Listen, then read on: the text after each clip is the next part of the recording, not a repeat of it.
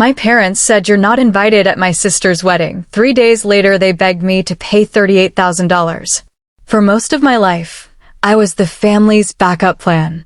My older sister, Vanessa, was the golden child.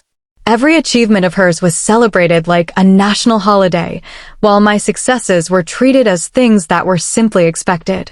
I learned to live with it, but I never stopped hoping that one day my parents would see me differently. 3 months before Vanessa's wedding, my father called me.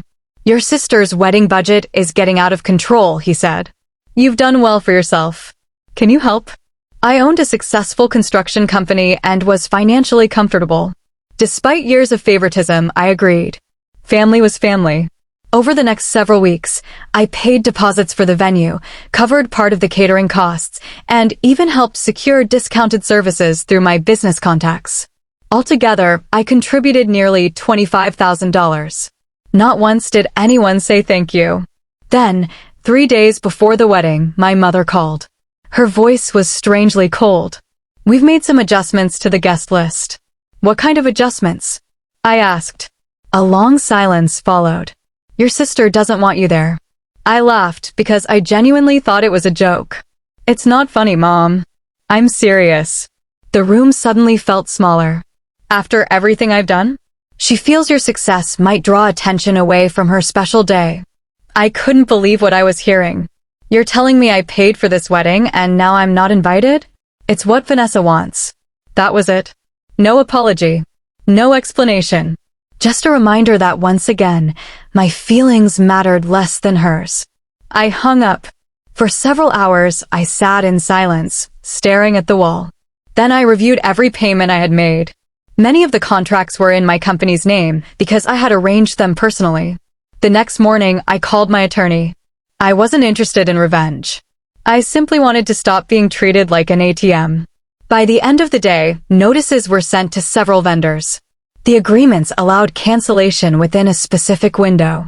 My refundable deposits were returned. I moved on. 3 days later, while I was eating lunch, my phone exploded with calls. Mom, Dad, Vanessa. Again and again. Finally, I answered. My father sounded panicked.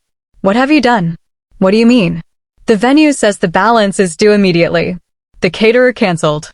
The decorator says they won't continue without payment." I took a sip of coffee. "Oh, those contracts. You can't do this," my mother shouted. "Actually, I can." Vanessa grabbed the phone. "You ruined my wedding." I almost laughed. "No, I stopped funding it." "You're selfish." The irony was unbelievable. For years, I had been expected to give and give without complaint. The first time I set a boundary, I became the villain. Then came the moment I'll never forget. My father's voice softened. "Please." It was the first time I had ever heard him beg. "We need $38,000 to save the wedding." There it was. The real reason they were calling. Not because they missed me. Not because they felt guilty. Because they needed money. I asked one simple question. Would I be invited if I paid? Silence. That silence told me everything. Finally, my mother whispered, "That's not the point." "It's exactly the point." For the first time in my life, I refused. "No." The line went quiet. "You're choosing money over family," my father said. I shook my head. "No. You chose money over family when you treated me like a wallet instead of a son." Then I hung up. The wedding still happened, though much smaller than originally planned. Some guests later told me it looked nothing like the extravagant celebration Vanessa had dreamed of. A month later, my parents tried reaching out again. This time, I met them for coffee. I wasn't interested in apologies anymore. I simply wanted peace. I explained that respect isn't something you can demand after years of taking someone for granted. It has to be earned. For the first time, they listened. Maybe because they finally understood that I could walk away.